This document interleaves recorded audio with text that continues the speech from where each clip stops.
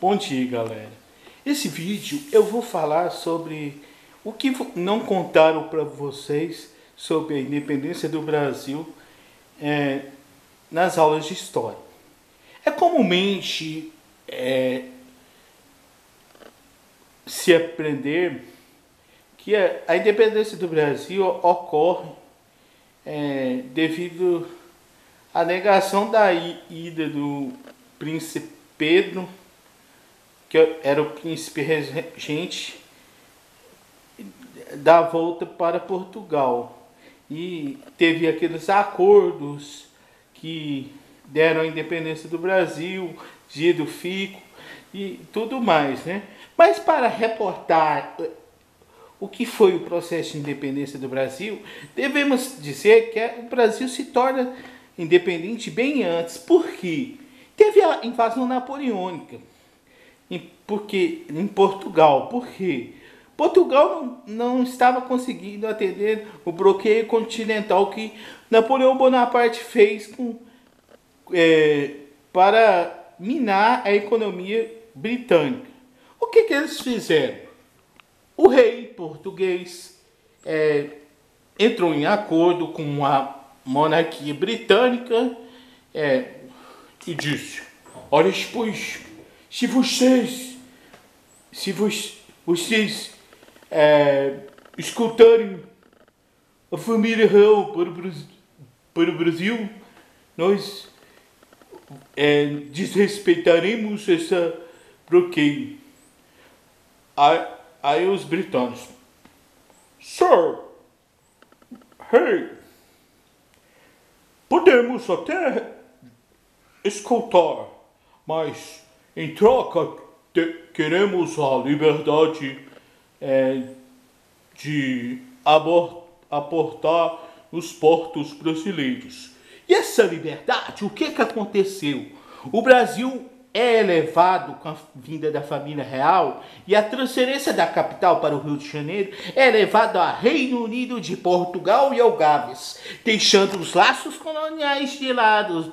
E nesse sentido foi se criando uma elite local, advinda do comércio com a Inglaterra, principalmente. E o que aconteceu?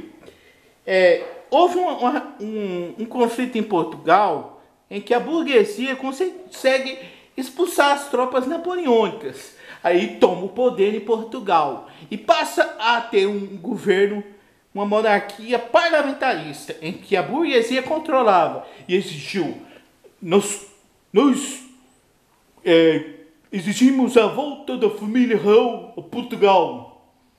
Mas houve pressões de todos os lados da elite que nascia no Brasil, até que o príncipe Pedro de Alcântara, Miguel Rafael de Orleans, não sei lá das quantas, proferiu a seguinte palavra: se és para o bem do povo e felicidade geral da nação, diga ao povo que fico. Mas quem que era esse povo que então príncipe regente estava falando? Esse povo era a elite brasileira que não queria que o Brasil voltasse a ser colônia, que havia se formado com a abertura dos portos. O que aconteceu posteriormente? Um tempo depois, houve reuniões, o príncipe contraiu empréstimos com a Grã-Bretanha e esses empréstimos serviu para comprar a nossa independência. Isto mesmo, nossa independência foi comprada. E depois criou-se todo aquele teatro de Dom Pedro subiu às margens do rio Ipiranga e gritou: independência ou morte. Aí, o que acontece depois? Nossa primeira Constituição é imposta pelo agora Dom Pedro I, que promulga uma Constituição de forma autoritária, em que estabelece um parlamentarismo monárquico, mas um parlamentarismo para inglês ver. Por quê? O poder era dividido em 4: executivo, legislativo, judiciário e poder moderador. O poder moderador era o poder do imperador. Este poderia destituir, inclusive, por exemplo, o congressista e a Suprema Corte brasileira. Posteriormente, ocorre outros conflitos em Portugal e a questão do príncipe, do Dom Pedro I ter ficado muito desgastada a imagem dele como líder no Brasil, e esse conflito que envolvia inclusive seu irmão caçula que queria o poder, ele abdica do poder em prol do seu filho Pedro e vai para Portugal e se torna o Dom Pedro IV, que em Portugal foi um estadista, um grande líder, um dos melhores governantes de Portugal até hoje, sendo que no Brasil ele só fez coisas pitorescas, vamos dizer assim.